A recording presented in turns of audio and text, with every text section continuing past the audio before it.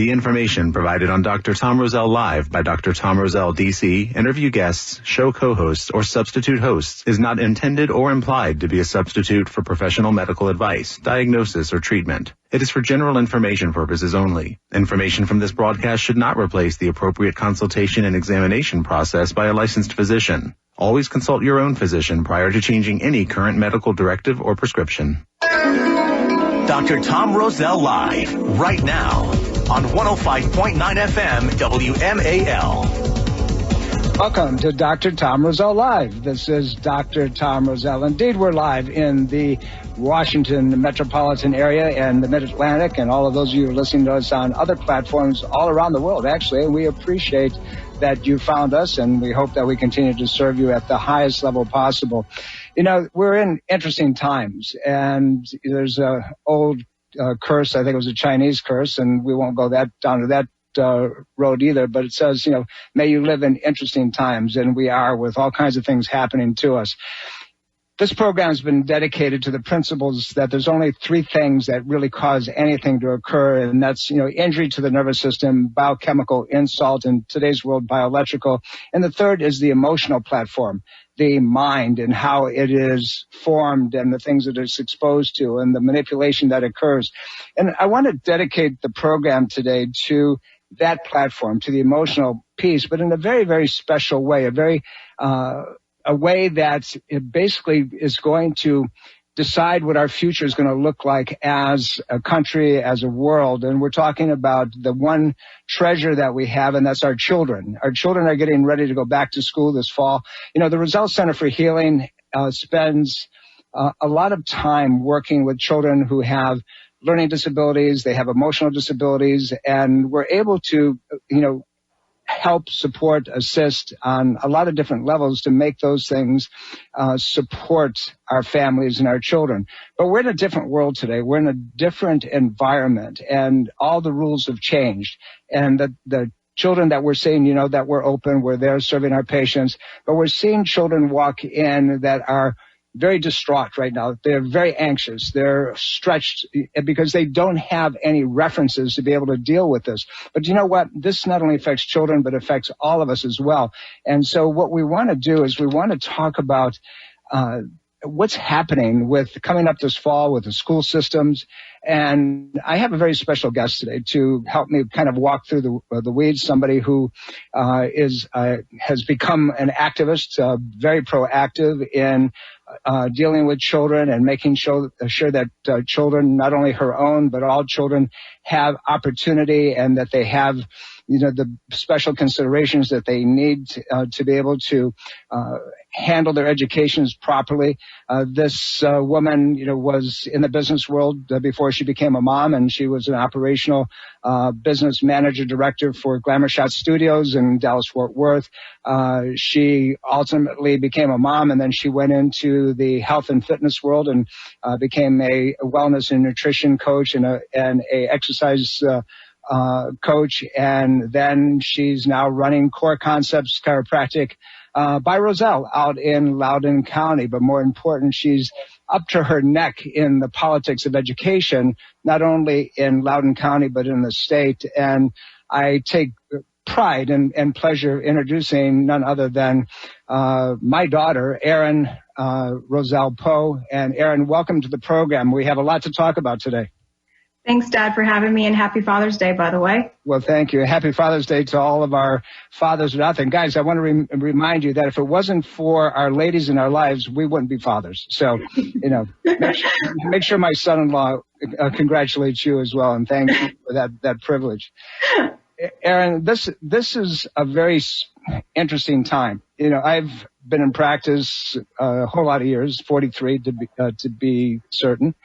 And I've gone through some difficult times economically as far as the country's concerned, and we've always succeeded. We've always done very well. We've reached out. I've had the pleasure, the opportunity of touching and treating people all over the planet. But, you know, this whole situation, the last several months that we've been in this country, has had a huge impact, not only on people who have gotten sick, but on families, on how we think, how we react, but more importantly on children. And, from your two boys to the kids that we're seeing in our clinics to, and you're proactive in, the school system and relative to making a statement. What I want to do is tell me what's going on out there in Loudoun County. I know that, they've come up with some really bizarre ways of bringing kids back to school that I think, my opinion, is that it's going to cause more harm than good. But what's taking place? Well, you're absolutely correct, and you're not alone in that statement, Dad. There's a lot of our parents out here who really feel the same way. We're basically, the other night at the school board meeting, they proposed a 2-day in-school learning scenario where 3 days all children will be at home. Now, I don't know about you, but having my children learn distance via computer this last quarter of school, it didn't work. I saw such a regression academically in them. I saw a regression in them emotionally. And what they're proposing just doesn't make sense. It doesn't make sense to teachers. It doesn't make sense to parents, mainly because when these kids are in school, it's 2 days a week, but then when they're home, they're going to be, quote unquote, taught for 20 minutes with a teacher. But then these children are going to be basically expected to learn on their own anywhere from 90 minutes to 2.5 hours a day, ranging from kindergarten to your 12th graders in high school.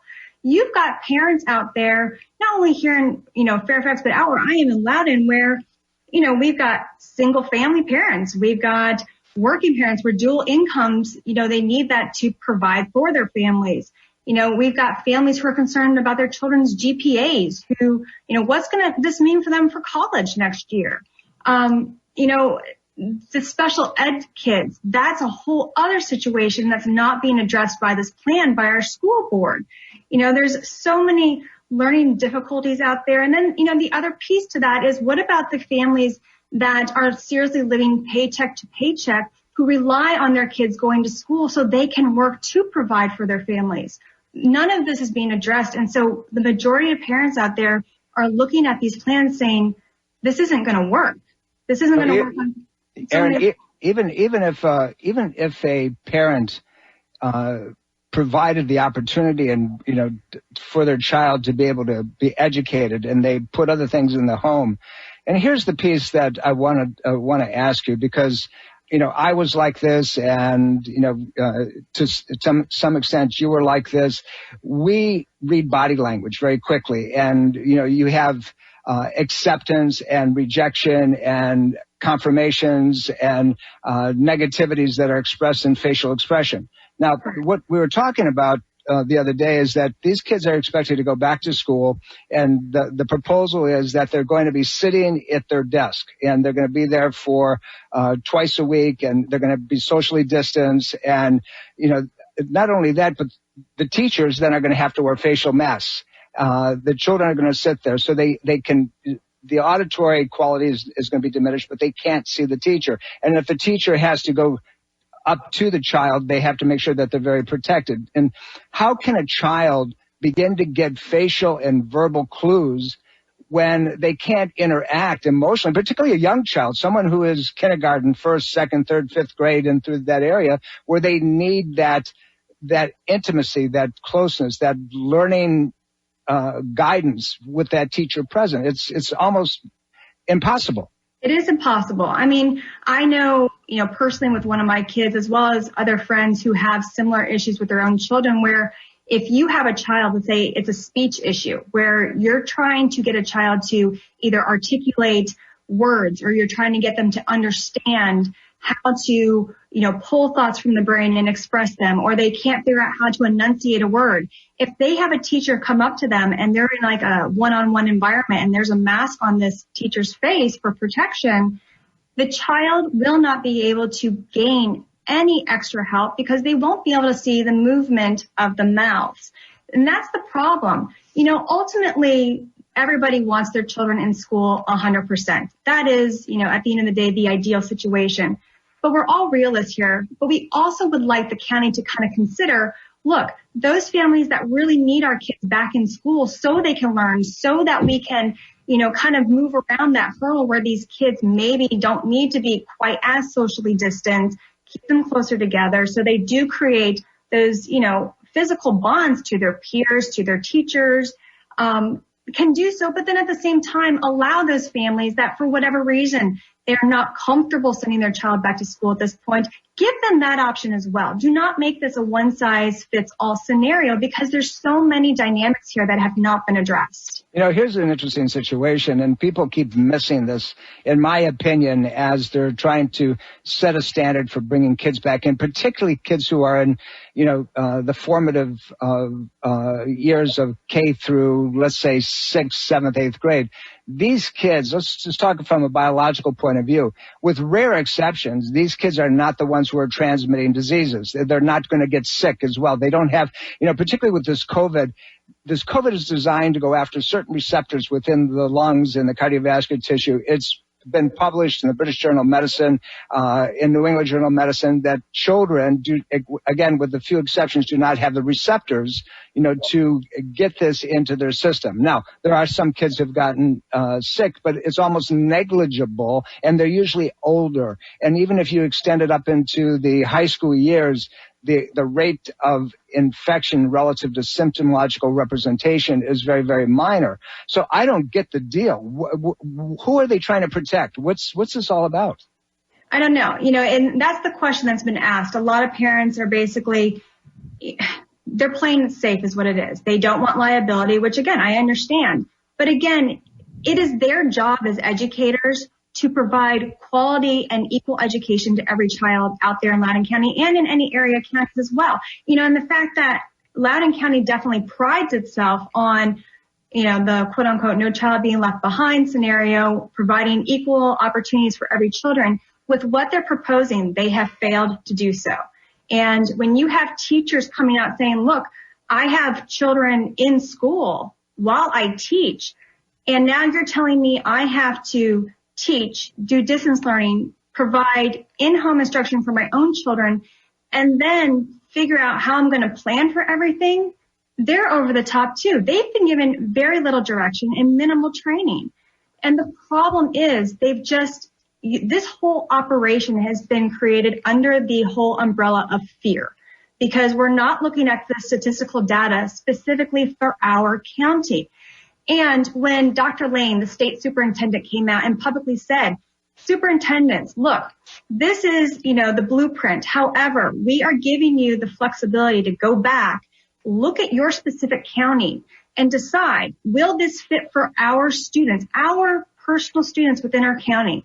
If it does, use it. If you need to create more in-person learning because of your demographics, do so. If you want the flexibility of having more distance learning, do so. He came out in an interview this past week with the Virginia president of the PTA and openly stated this. I personally received a letter back from him saying this. So the counties, your superintendents, have this ability to redesign how our back to school approach will look. They do not have to keep it this way, but unfortunately, so many of the superintendents have their feet stuck in the mud on this issue. So it's not a carte blanche application. This is what we should be doing across the board. This is something that can be modified based on the school systems. We come back after the break. I want to talk to you about this a little bit more and the emotional impact that's really going on, and that's critical when we're dealing with our children. You're listening to Dr. Tom Roselle Live. My guest in studio, Loudoun County activist Erin Poe Roselle. We'll be right back after some very important messages. Don't go away.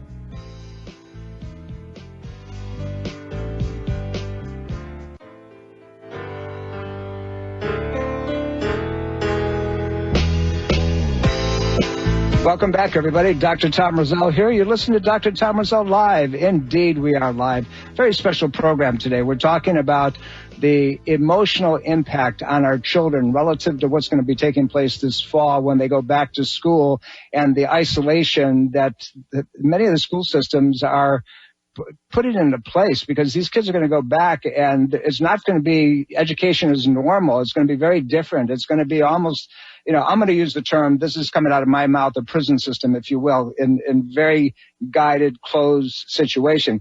I have a very special guest online with me today, someone who is a Loudoun County activist, someone who is up to her ears in everything that's going on and proactive, has worked with the state for special considerations for children, and she knows this area intimately. And I'm, kind of very proud to say it's my daughter, Erin Roselle Poe. And Erin, you're still with us? I'm still here.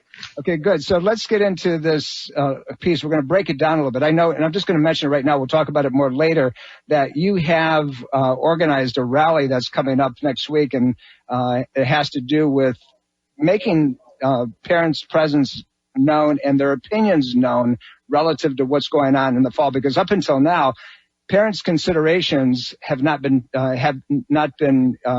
brought about, and that's not fair, and that's not okay, because there's a lot of very smart people out there, and somehow the board is just knee-jerk reacting. But we're talking about Loudoun County. Erin, let's talk about, and we'll touch a little bit about it and get more into it, the emotional impact that children suffer as a result of confinement and not being able to be active, not being able to get out and run and play and meet with each other and laugh and push each other, and the typical things that we all grew up with. Yeah, absolutely. I mean, I always think back with what the kids have been through this past, quarter for school year.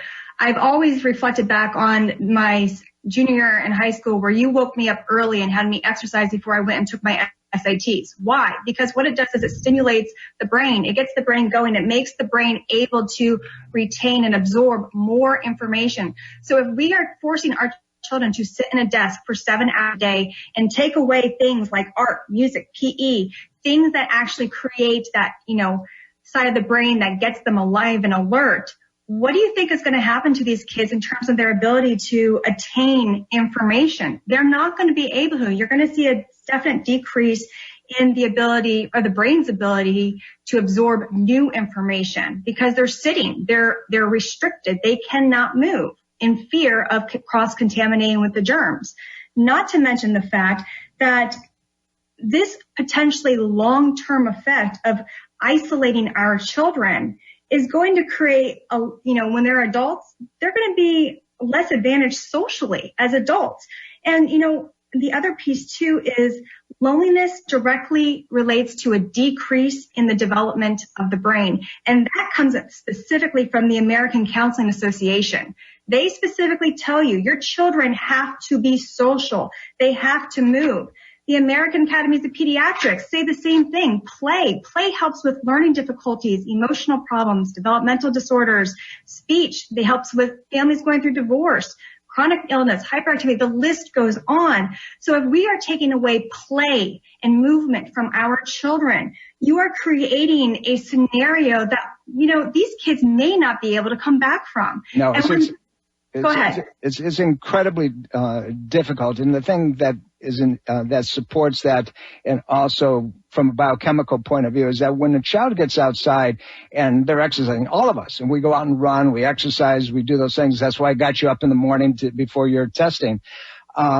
You produce levels of serotonin and dopamine and GABA and so forth. They're all neurotransmitters. They're modulators. They're the serotonins are your feel-good juices. When you feel good, and because you're moving and you're active and you're excited, you have a better capacity to assimilate information and be able to keep it with you long term. Here you are, how many years later, remembering that I dragged your butt out of bed early in the morning to exercise well before you went and took a test. But it helped making sure that you had the information available, that it was right there in your frontal lobe and you were able to dump it. Absolutely. It's an unfortunate situation. Our children are at risk right now. They're in a high-risk situation. And even according to your American Counseling Association, the physical contact that's also being taken away from these children, simple things like a handshake or a high five, those simple gestures, or a little, pat on the back that teachers will do for kids, and they do a great job. Do you know that actually helps a child develop bonds not only to their peers, but trusted adults? You are removing that from children by these crazy restrictions that are being imposed on our children. We're in a society right now that we're breeding fear across the board, and this particular situation is one is going to perpetuate things at a level that is going to be fully irreversible. We're going to come up to a break, Erin, and when we come back, I want to get into some more intimacies of this. I think our audience is going to be very surprised some of the data that you have. Give us a call at 888-630-9625 if you have any specific questions. This is Dr. Tom Roselle. We'll be right back. Dr. Tom Roselle Live continues now on 105.9 FM, WMAL. Welcome back, everybody. Dr. Tom Roselle here. You're listening to Dr. Tom Roselle Live. Very special program today. We're talking about the emotional, cognitive, educational process of our children and back to school coming this fall. You know, we deal with the structural, chemical, emotional platform when it comes to any kind of dysfunction, disease, disorder across the board. And, you know, as we say, we're living in very special times right now, difficult times, challenges. And it really, as it impacts our future, our treasures, our children.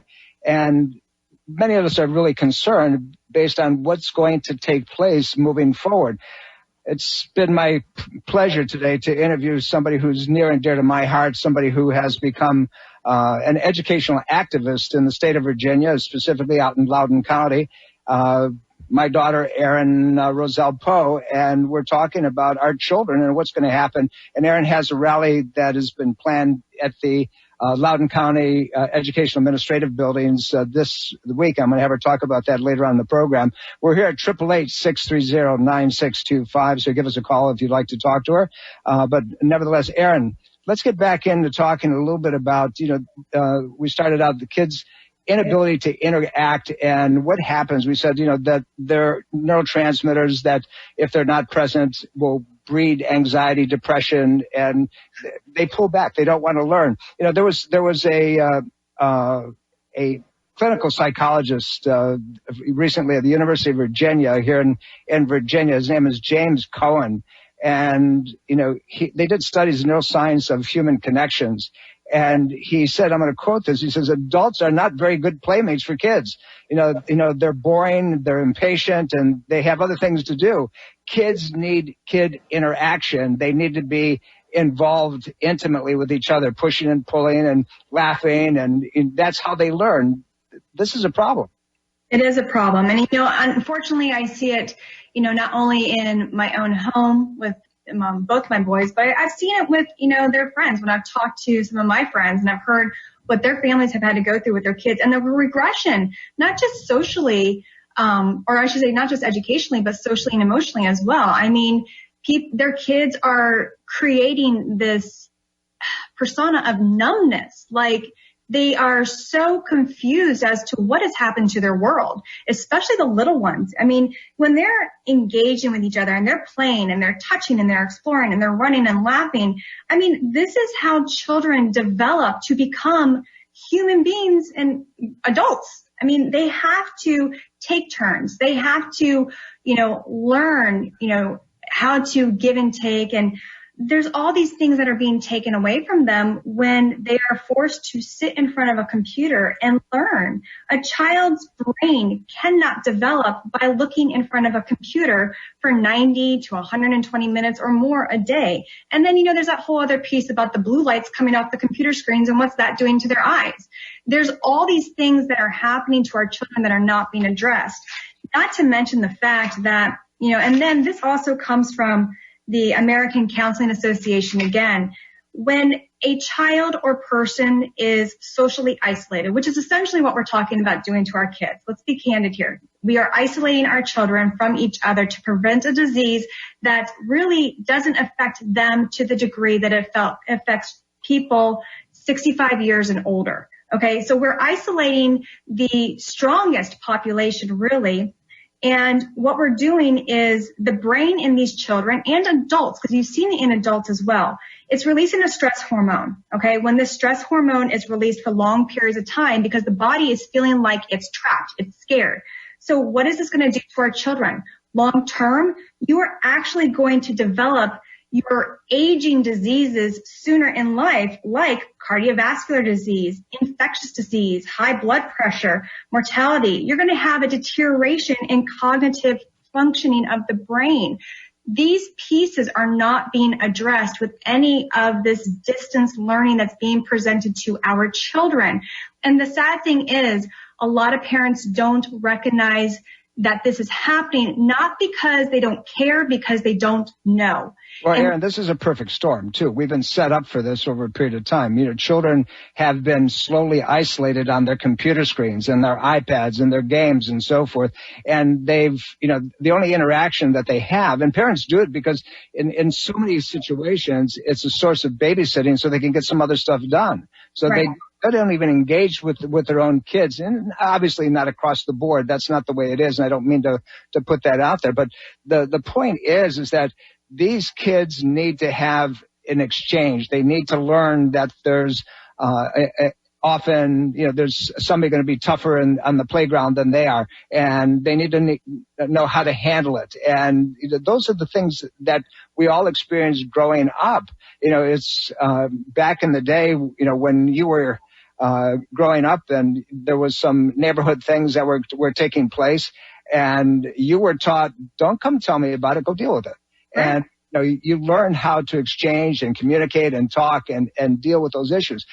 If our children don't go back to school in a normal way and interact with each other, and to have educational processes that are there to enhance their capacity to learn and to express and to communicate, as a society, as time moves on, these children are going to be, they're not going to have the tools, and we're going to see huge depressions and, unfortunately, manifestations of that as time goes on from there.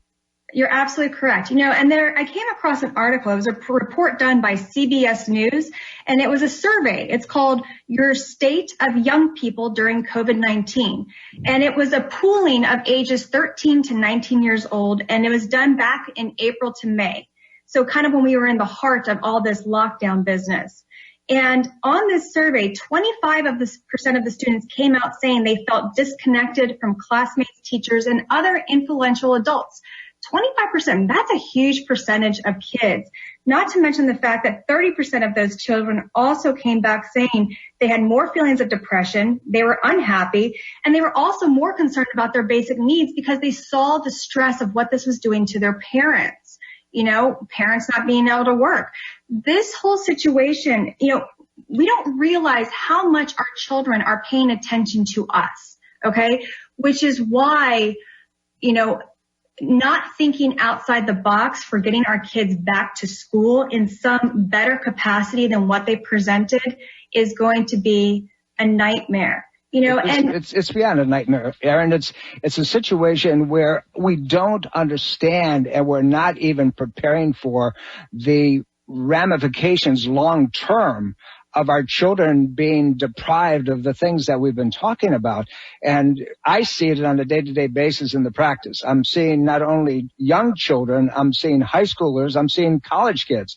They're reactive. They're in a pressure cooker. They're like rats in a box. Yeah. And so subsequently they lash out. You know, my opinion, again, a lot of what we're seeing relative to the social unrest that's out there is simply we have a group of people who've never been taught social exchange, and now we put them in a pressure cooker. We make them fearful of everything that's going on. We give them pieces of information that are inappropriate and unfounded, and now they explode. So here we have young children. Your boys are 9 and 14, and so they cross over both spectrums, that they don't have the capacity socially. I can't say that for you because you do go after them in a lot of different ways, but children generally, and we're breeding more of the same across the board. We are, you know, and instead of, you know, our county officials across the board saying, no, this is the way it's going to be, you know, I urge them to really step back and think outside the box and basically better ways of getting the kids to school. You know, why not look at ways of creating more airflow to the classroom, to the buses?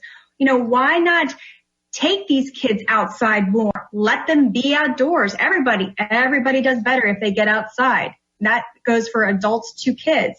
You know, why not look into UV air sanitation systems for the classrooms? I mean, that's not only going to help with the COVID situation, but it'll help with your normal colds and flus that are rampant in every school across the country. There are so many possibilities out there, and I guarantee you get a whole bunch of PTO, PTA moms together. We could help redesign a lot of these schools for the school board. I mean, that's why we live in the schools, because we are in the trenches, not only with the students, but the teachers. And so we formulate our ideas. That is how we would create things at the schools for the teachers. Erin, there was a book that was written some years ago. This is off of data that came out of World War II, where millions of children were evacuated, from London and other cities that were around the London area. And they were forced to live with foster parents in this countryside, virtually taken away from anything that they were aware of. There was a psychoanalyst, her name was Anna Freud, Freud, and she wrote this book in 1943 that young people who remained with their families through the bombings and the horror of what was going on, but still the ability to come and go and to deal with other peers their own age, were much less upset than people who were fully isolated. And what we have, not an exact situation, but something that has many parallels in this whole mind-body shift, situation that we're observing, a very similar situation that, these kids are pulled apart. They're extended away from their playmates for not only days, but weeks, and the spring months where they didn't see each other. They couldn't go out. Parents were petrified. They kept them indoors. They wouldn't let them even put their noses outside in many cases. Right. And I mean, we know this from just our fields that we're in, Dad, that we're, basic immune function, you have to be outside. That is one way we increase our vitamin D levels. So by keeping everybody indoors, essentially you're making them sicker. You've got to get outdoors. You've got to breathe in the environments around you. Then I'm not saying, go and lick the grocery store floor or anything like that, but we have to be out. We have to expose not only ourselves, but our children to dirt, to environmental factors. It's one of the ways that we build our immune systems, and so these extreme measures, in my opinion, seriously, I feel like they are setting our children up to almost become sicker. Erin, I want to get into, we've got a couple of minutes left to this segment. We have our final segment. I want to talk about it a little bit more in detail. But you've taken the bull by the horns. You've got yourself, as I kiddingly said up in the beginning of the program, up to your earlobes in becoming a force for children and the educational system in the state of Virginia. What do you got planned coming up this next week? So it's actually Monday, June the 22nd. We are rallying over at the administrative buildings over in Loudoun County at 2:30 in the afternoon to 5:30. And it's going to be a peaceful gathering where we are bringing teachers, parents, students alike together to shake the county officials, saying you can do better for our children, for our teachers, for us as a community. And really, come out and support us. The other piece that we're really trying to, as you would say, take the bull by the horns, is our next school board meeting is the following day, Tuesday, June the 23rd. We need people to speak up and address these issues. I've been kind of on this Facebook group, which is how it all started, helping parents kind of navigate their way through this, because a lot of people are overwhelmed. They don't know where to start. But we need people to speak to the board, and you have 2 minutes to do it. Pick a topic that directly affects you, and let them hear you.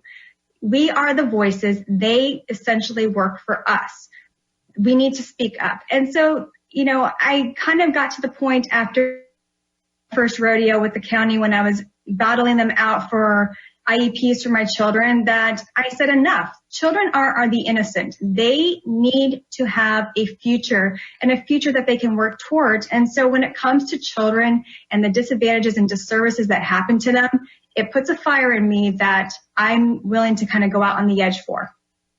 It's amazing what's going on. And anybody can come to this rally, is that right? Yep, absolutely. So people who are even involved in the educational system in Fairfax, if you'd like to join them this Monday, it's a great time for you to get involved. And parents need to know that they have a voice in the education system of the state of Virginia, and to be able to really step up and do it the right way. Erin, we're coming up to a break. I want to follow through with this just a little bit more in our last segment.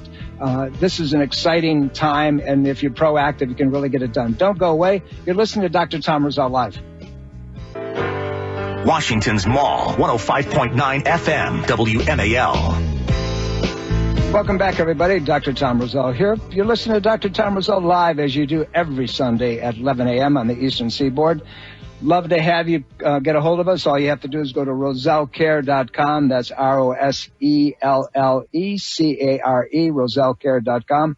And we'll get back to you if you need to have an answer from one of the doctors and professional staff of the Roselle Center for Healing, and you need to have it right away. Just call the office at 703-698-7117, and we'll make it happen for you. We try to bring you the most important information as we are today, which is a little different. We're talking about the emotional side of healing, but as it relates to our children and actually all of us as adults as well. My guest today is my family activist, if you will, and my daughter, Erin Roselle Poe, and we're talking about back to school for these kids in the fall and all the things that are happening.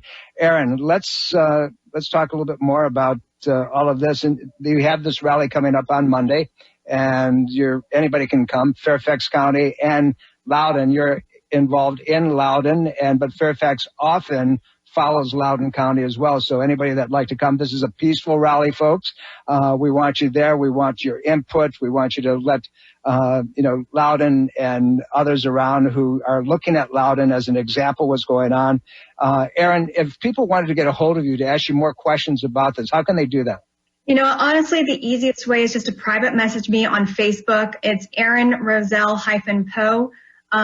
Since I've kind of sprung forward on this platform, I'm getting a lot of messages daily, so I'm doing my best of getting back to everybody. I want to mention that, we are having this rally tomorrow, again at 2:30 in front of the admin buildings out in Loudoun County. However, this is not the only rally that's taking place. Across the state of Virginia, you have pockets of parents stepping up, voicing their concerns and saying, you can do better for our children. You have put our children through an emotional whirlwind with the lockdowns. It is now a time for you to start the healing with our children. And so, it's not just Loudoun County. It's Fairfax. It's all across the state. And, it's one of those movements that I think is definitely going to have some power to it because you have so many people finally standing up and saying, enough. Our children have had enough, and they deserve better, and they deserve to heal at this point. So let's do something that's actually going to be effective in their learning and for their future. So I got a question for you, Erin. Am I reading between the lines here and hearing that a activist in my house may be running for a school board position at some point in the future?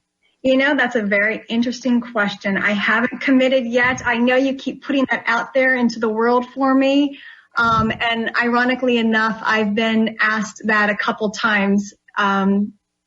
I'm not saying no, and I'm not saying yes. It's kind of the same approach I had when someone asked if I'd be willing to lead a protest rally for this. I said, I'm going to think on it. I will process it, put some feelers out there, and make my decision. Fortunately, I have a little time. It seems to keep coming back. We've finally got a couple of questions, but we're right up at the end of the program, and unfortunately, we're not going to be able to take them. We can try, and I wish that we could handle all of you. You guys have to call a little bit earlier in the program so we can make that happen. But if you need to get a hold of Erin, just go to Facebook and get a hold of her on instant messenger or private messenger, and she'll get back to you. But again, this Monday at 2:30, Erin, 2:30 at the Loudoun County Administrative Buildings. Join them, and as a parent, make your voice heard. These are your children, and nobody gets to tell you what to do with your children except for you. You're the ones that are responsible for their nurturing, for their emotional strength, their emotional well-being. So when they come into my office, I don't see the anxiety, the depression, the awfulness that we're starting to see. And, just testing some of these children, we're seeing shifts in biochemistry. It's not okay. It's not a good thing. Erin, thanks for taking the time. I appreciate it. You're over the top with this, but I wouldn't expect anything less, for someone, from our household. We're coming up to the break of the program. This has been fun. We'll do it again. Just want everybody to know we do it because we love them. See you later. Bye.